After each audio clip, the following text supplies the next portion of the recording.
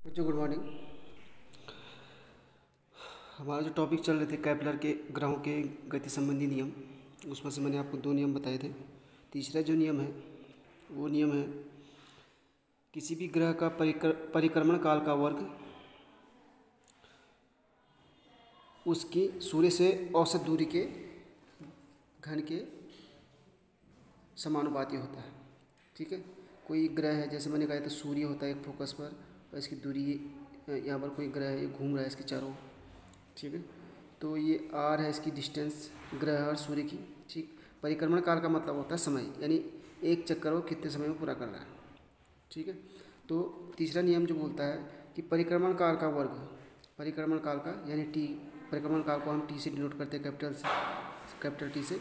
परिक्रमण काल का वर्ग जो होता है आपका किसके समानुपाती होता है, उस ग्रह और सूर्य से बीच की दूरी के घन के समानुपाती होता है। ठीक है, इसका मतलब ये होता है कि जो ग्रह जो होगा आपका जितना ज़्यादा दूरी पर होगा उसका परिक्रमण काल क्या होगा, उतना ही ज़्यादा होगा, और जो ग्रह जितना नज़दीक होगा उसका परिक्रमण काल उतना ही क्या होगा, कम होगा। कहने का मतलब जैसे आपने देखा होगा बुध जो ग्रह सबसे नज़दीक है सूर्य के, उसमें क्या होता है, उसका परिक्रमण काल 88 दिन होता है। 88 दिन का मतलब है कि एक चक्कर वो कितने दिन में पूरा करता है, 88 दिन में। ठीक है, जैसे सबसे लास्ट ग्रह जो है शुक्र और शनि, इनके क्या होते हैं आपका परिक्रमण काल ज़्यादा, बृहस्पति के सबसे ज़्यादा है। ठीक है, तो क्यों, क्योंकि सूर्य से उनकी दूरी क्या बहुत ज़्यादा दूर होती है, इसीलिए वो क्या करते हैं, परिक्रमण काल उनका क्या होता है, ज़्यादा। ठीक है, अगला जो टॉपिक आएगा हमारे इसमें मुक्त पतन आता है। मुक्त पतन का मतलब ये होता है बच्चों कि अगर कोई वस्तु हमने क्या रखी है, किसी मीनार पर रखी है, मीनार पर रखी है या किसी छत पर रखी हुई है। ठीक है, मीनार पर या छत पर रखी है, तो जब हम यहाँ से गिरती है ये वस्तु, तो ये किसके अधीन किसके अधीन गति करती है, पृथ्वी के गुरुत्वाकर्षण बल के कारण क्या करती है, नीचे आती है।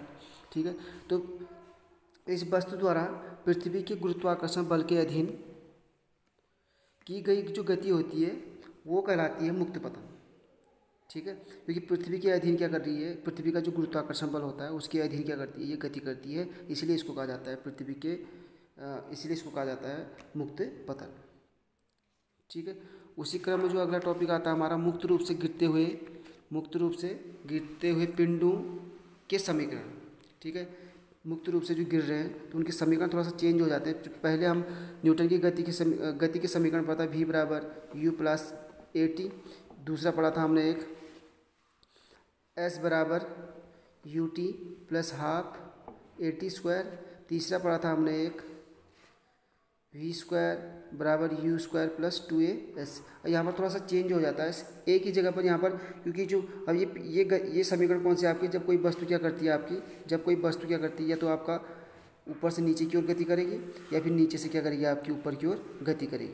ठीक है, उस समय क्या होता है, पृथ्वी का जो गुरुत्वाकर्षण बल है जी, वो हावी होता है, वो उत्पन्न हो जाता है पृथ्वी के गुरुत्वाकर्षण बल के कारण। ठीक है, इसलिए थोड़ा सा समीकरण में चेंज आ जाता है। एक ही जगह पर हम यहाँ जी लिख देते हैं। ठीक है, एस की जगह पर यहाँ पर हाइट आ जाती है एच।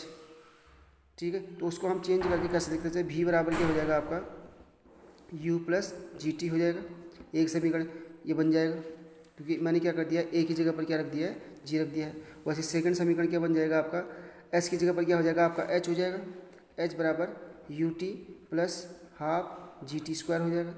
ठीक, तीसरा क्या हो जाएगा आपका वी स्क्वायर बराबर u square plus 2a/h plus v square बराबर यू स्क्वायर प्लस 2a/h, क्योंकि हमने एस की जगह पर क्या रख दिया है, एच रख दिया है। ठीक है, ये गुरुत्वाधीन गति के समीकरण होते हैं, या फिर कोई वस्तु क्या करती है, गुरुत्व के अधीन गति करती है, तो ये समीकरण आपके चेंज हो जाते हैं ऐसे। ठीक है बच्चों।